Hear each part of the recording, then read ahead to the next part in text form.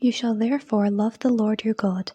and keep his charge, his statutes, his ordinances, and his commandments always. And consider this day, since I am not speaking to your children who have not known or seen it. Consider the discipline of the Lord your God, his greatness, his mighty hand and his outstretched arm, his signs and his deeds which he did in Egypt to Pharaoh the king of Egypt and to all his land, and what he did to the army of Egypt, to their horses and to their chariots, how he made the water of the Red Sea overflow them as they pursued after you, and how the Lord has destroyed them to this day, and what he did to you in the wilderness until you came to this place, and what he did to Dathan and Abiram the sons of Eliab, son of Reuben, how the earth opened its mouth and swallowed them up, with their households, their tents, and every living thing that followed them in the midst of all Israel. For your eyes have seen the great work of the Lord which he did. You shall therefore keep all the commandments which I command you this day, that you may be strong and go in and take possession of the land which you are going over to possess, and that you may live long in the land which the Lord swore to your fathers to give them and to their descendants, a land flowing with milk and honey. For the land which you are entering to take possession of it is not like the land of Egypt from where you have come, where you sowed your seed and watered it with your feet, like a garden of vegetables. But the land which you are going over to possess is a land of hills and valleys, which drinks water by the rain from heaven. A land which the Lord your God cares for. The eyes of the Lord your God are always upon it, from the beginning of the year to the end of the year.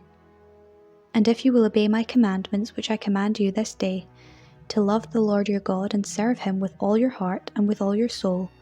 he will give you the rain for your land in its season, the early rain and the later rain, that you may gather in your grain and your wine and your oil.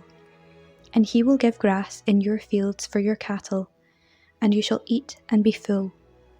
Take heed lest your heart be deceived, and you turn aside and serve other gods and worship them. And the anger of the Lord be kindled against you, and he shut up the heavens so that there be no rain, and the land yield no fruit, and you perish quickly off the good land which the Lord gives you. You shall therefore lay up these words of mine in your heart and in your soul, and you shall bind them as a sign upon your hand, and they shall be as frontlets between your eyes. And you shall teach them to your children, talking of them when you are sitting in your house, and when you are walking by the way, and when you lie down, and when you rise. And you shall write them upon the doorposts of your house and upon your gates, that your days and the days of your children may be multiplied in the land which the Lord swore to your fathers to give them, as long as the heavens are above the earth.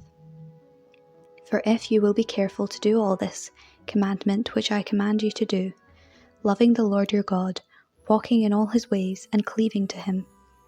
then the Lord will drive out all these nations before you, and you will dispossess nations greater and mightier than yourselves.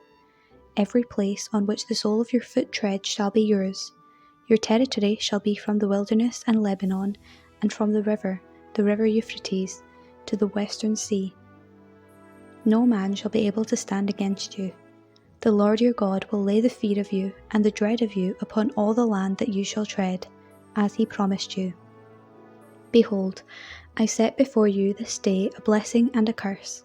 The blessing, if you obey the commandments of the Lord your God, which I command you this day, and the curse, if you do not obey the commandments of the Lord your God, but turn aside from the way which I command you this day, to go after other gods which you have not known. And when the Lord your God brings you into the land which you are entering to take possession of it, you shall set the blessing on Mount Gerizim, and the curse on Mount Ebal. Are they not beyond the Jordan, west of the road, toward the going down of the sun, in the land of the Canaanites, who live in the Arabah over Gilgal beside the oak of Moreh? For you are to pass over the Jordan to go in to take possession of the land which the Lord your God gives you, and when you possess it and live in it, you shall be careful to do all the statutes and ordinances which I set before you this day.